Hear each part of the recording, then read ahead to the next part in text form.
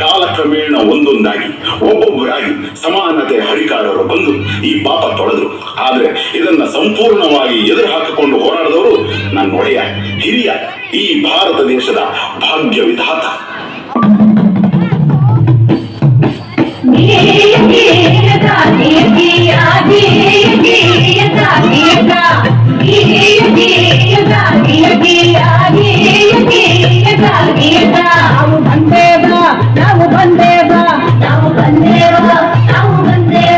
ನಾವು ಬಂದೇವ ನಿಜ ಸ್ತುತಿ ಮಾಡದಕ್ಕ, ಹಾಲು ನೀರ ಭಾರತನ್ನು ಹೇಳದಕ್ಕ, ಹಾಲು ನೀರ ಭಾರತನ್ನು ಹೇಳದಕ್ಕ.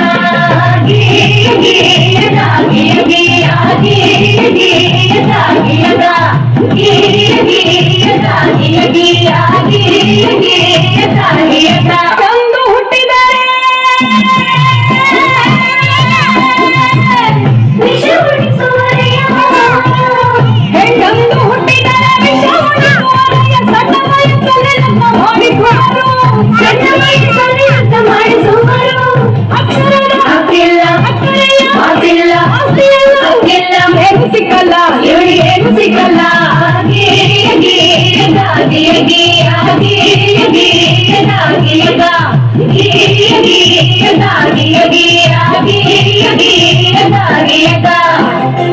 ತಂಗಿ, ಹೆಣ್ಣು ಅನ್ನೋದು ಈ ಸಮಾಜದಲ್ಲಿ ಒಂದು ಜೀವಿಯಾಗಿರ್ಲಿಲ್ಲ. ಅವಳು ಆಸ್ತಿ, ವರ್ಣ, ವಂಶ ರವಾನಿಸೋ ಒಂದು ಯೋಜನೆ ಆಗಿದ್ಲು. ಈ ಜಾತಿ ಆ ಜಾತಿ ಸೇರ್ಬಾರ್ದು, ಆ ವರ್ಣ ಈ ವರ್ಣ ಬೆರಿಬಾರ್ದು, ಈ ಆಸ್ತಿ ಆ ಆಸ್ತಿ ಅವ್ರಿವ್ರ ಕೈ ಸೇರ್ಬಾರ್ದು. ಹಿಂಗೆಲ್ಲ ಆಗ್ಬಾರ್ದು ಅಂದ್ರೆ ಹೆಣ್ಣಿಗೆ ಯೋಚಿಸೋ ಶಕ್ತಿ ಕೊಡ್ಬಾರ್ದು.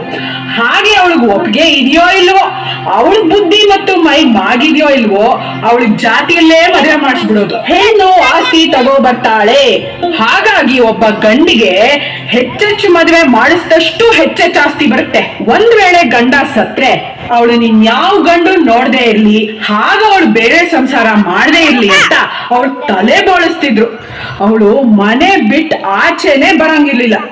ಹೇ ನನ್ನಪ್ಪ ಸರ್ದಾರ, ಗುಡುಗಿದನಯ್ಯ, ಗುಡುಗಿದನಯ್ಯ ಸಭೆಯಲ್ಲಿ ನಿನ್ನ ಹೆಸರಿಗೆ ಬರದಾನಯ್ಯ, ಒಳ್ಳೆಯ ನಾಡಲ್ಲಿ ಪ್ರತಿಯೊಂದು ಹೆಣ್ಣು ಮಗು ಬರಹ ಕಲಿಯಬೇಕು. ಪ್ರತಿ ಸರ್ಕಾರಗಳು ರಕ್ಷಣೆಯ ಕೊಡಬೇಕು. ಪ್ರತಿ ಕ್ಷೇತ್ರದಲ್ಲೂ ಹೆಣ್ಣಿಗೆ ಮೀಸಲು ಭೇದ ಭಾವ ಮಾಡೋರ ಜೈಲಿಗಾಗಬೇಕು.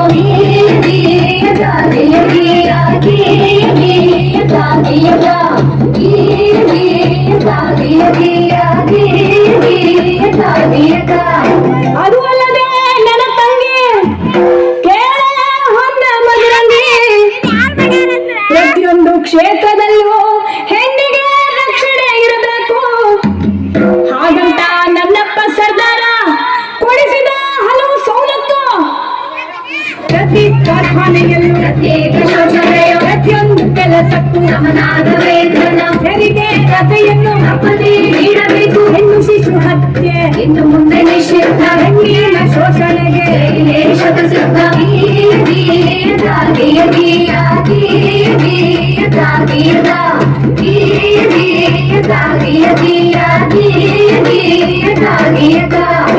ಹೀಗೆ ಹಲವಾರು ಸವಲತ್ತುಗಳು ಹಾಗೂ ಸ್ವಾತಂತ್ರ್ಯವನ್ನು ನಿಮ್ಮಂತ ಹೆಣ್ಮಕ್ಳು ಅರಿವಿಲ್ಲದೆ ಅನುಭವಿಸುತ್ತಿರುವ ಅನುಕೂಲಗಳನ್ನು ನಮ್ಮಪ್ಪ ಆ ಭಾರತ ಭಾಗ್ಯ ವಿಧಾತಾನೇ ಕೊಡಿಸಿದ್ದು.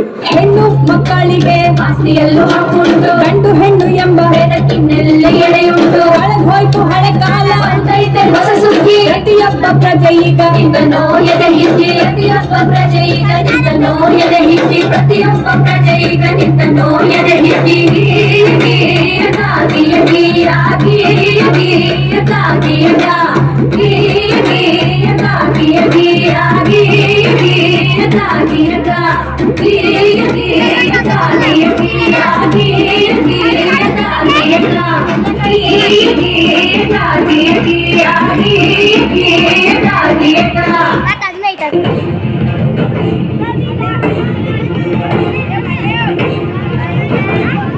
ಸಂವಿಧಾನ ಪೀಠಿಕೆ ವಿಚಾರಿಕೆ ರಾಜ್ಯಕ್ಕೆ ಭಾರತದ ಪ್ರಜೆಗಳಾದ ನಾವು ಭಾರತದ ಪ್ರಜೆಗಳಾದ ನಾವು ಭಾರತವನ್ನು ಒಂದು ಸಾರ್ವಭೌಮ ಸಮಾಜವಾದಿ ಭಾರತವನ್ನು ಒಂದು ಜಾತ್ಯತೀತ ಪ್ರಜಾಸತ್ತಾತ್ಮಕ ಗಣರಾಜ್ಯವನ್ನಾಗಿ ರೂಪಿಸುವುದಕ್ಕಾಗಿ ಭಾರತೀಯರೆಲ್ಲರಿಗೂ ಸಾಮಾಜಿಕ ಆರ್ಥಿಕ ಮತ್ತು ರಾಜಕೀಯ ನ್ಯಾಯವನ್ನು ವಿಚಾರ ಅಭಿವ್ಯಕ್ತಿ ನಂಬಿಕೆ ಧರ್ಮ ಮತ್ತು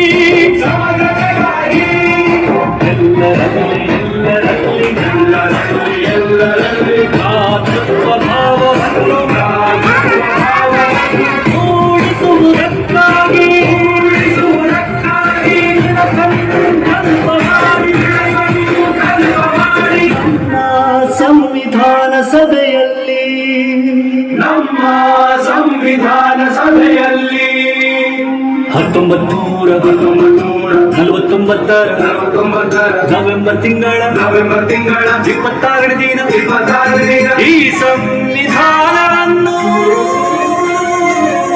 ಸಂವಿಧಾನವನ್ನು